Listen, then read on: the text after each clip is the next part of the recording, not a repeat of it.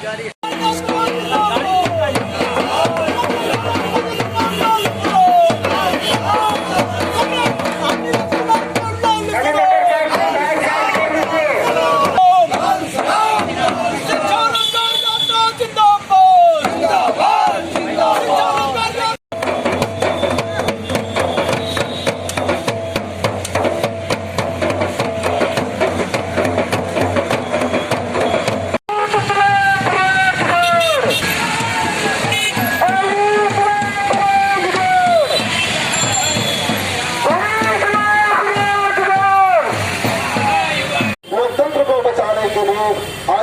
हम सब एकजुट हो जाएं और बिहार में 19 लाख रोजगार के लिए आगे बढ़े। 1 मार्च को हम सभी मिलते हैं बिहार विधानसभा के सामने, मिल करके रोजगार की आवाज को देंगे।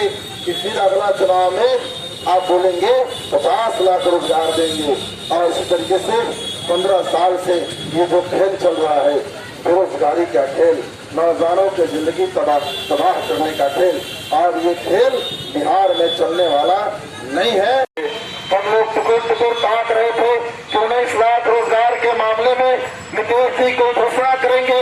बिहार के स्कूल बिना शिक्षक का नहीं चलेंगे, बिहार के विश्वविद्यालय में पढ़ाई होगी, क्लासेस चलेंगे, बिहार के विश्वविद्यालय बिना शिक्षक के नहीं चलेंगे, बिहार के अस्पताल बिना डॉक्टर बिना चिकित्सा कर्मी के नहीं चलेंगे, बिहार के ब्लॉकों में कर्मचारियों के पद खाली नहीं रहेंगे।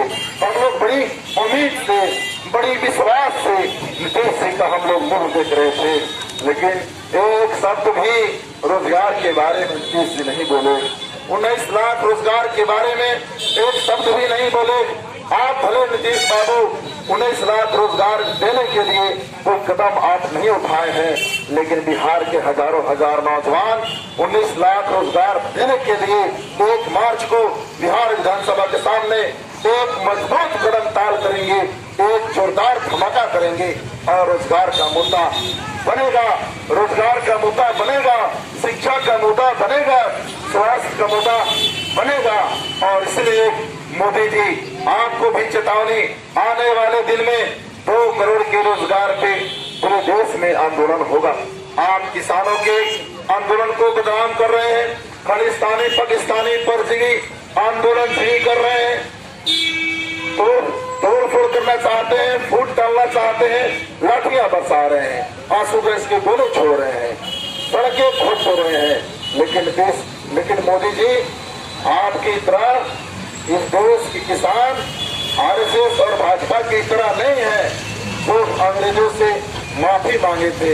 आज के जो किसान हैं उन पुरखों के संतान हैं जो हमारे पुरखे अंग्रेजों के तोप के सामने, अंग्रेजी बंदूकों के सामने झुके नहीं, सीना तान दिए थे, और हम उन्हीं के संतान हैं। मोदी जी आपकी लाठियों से हमें कोई खौफ नहीं।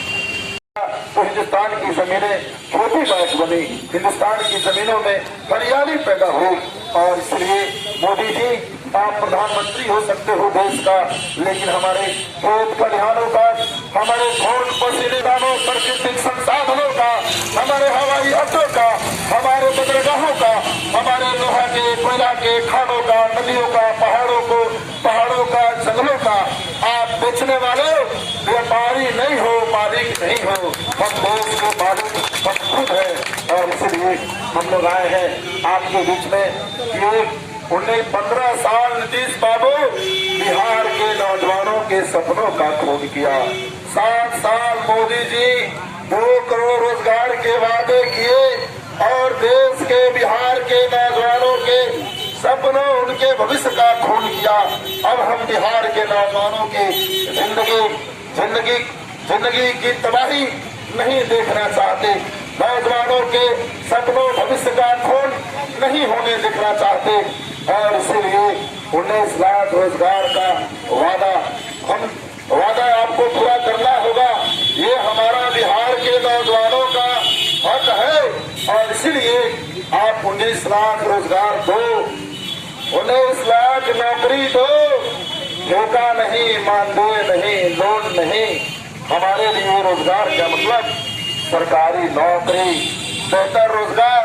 हम नौजवानों का जाति कुछ भी हो, हम नौजवानों का धर्म कुछ भी हो, लेकिन जीवन है नौकरी, भविष्य है बेहतर रोजगार, सपना है नौकरी, हमारा मान सम्मान है नौकरी। और इसलिए 19 लाख रोजगार दो, वरना कभी छोड़ दो। बिहार में सत्ता में रहने का अधिकार नहीं है। और उसने रोजगार के लिए कुछ नहीं खुद किया। कोई नए कल कारखाने स्थापित नहीं हुए। पहले से जो बंद कारखाने थे उसको चालू नहीं किया गया। और जो पहले से मौजूद अफसर थे हमारे बीच में, उन अफसरों को ही ठेका पे बहाली करके खत्म कर दिया। और इसीलिए अभी जो हम लोग यात्रा कर रहे हैं, शिक्षा, रोजगार और स्वास्थ्य के सवाल पे यात्रा कर रहे हैं। विधानसभा चुनाव में नीतीश जी 19 लाख रोजगार का वादा किए। हम बिहार के नौजवान मोदी जी के 2 करोड़ के रोजगार के वादे और बिहार में 19 लाख नीतीश कुमार जी के रोजगार के जो वादे हैं, 2 करोड़ तो जुमला बन गया, लेकिन बिहार में हम 19 लाख रोजगार को जुमला नहीं बनने देंगे। हम ये हमारा हक है और बिहार में नीतीश कुमार को 19 लाख रोजगार देना होगा। बिहार के स्कूलों, अस्पतालों, विश्वविद्यालयों, ब्लॉकों और तमाम क्षेत्र में, कृषि विभाग में, बिजली विभाग में, पीएचडी में जितने खाली पड़े पद हैं, उन तमाम पदों को भरना होगा। 1 मार्च को बिहार के हजारों हजार नौजवान बिहार विधानसभा के सामने 19 लाख रोजगार मांग रहा है। युवा बिहार, नए बिहार का 3 आधार, शिक्षा, स्वास्थ्य, रोजगार। और ये बिहार विधानसभा के बाहर 19 लाख रोजगार को लेकर के आवाज उठेगी और हम सब लाल झंडे के विधायक बिहार विधानसभा के अंदर नीतीश सरकार के छाती पर चढ़ करके 19 लाख रोजगार की आवाज गुंजाएंगे। लेकिन नीतीश सरकार तो कह रही है कि आपको नल जल योजना में रोजगार दे रही है युवाओं को। ये रोजगार के नाम पर ठेका, मानदेय, भीख नहीं, नौजवानों का शोषण नहीं, सरकारी नौकरी, पक्का रोजगार, बेहतर वेतनमान वाला रोजगार।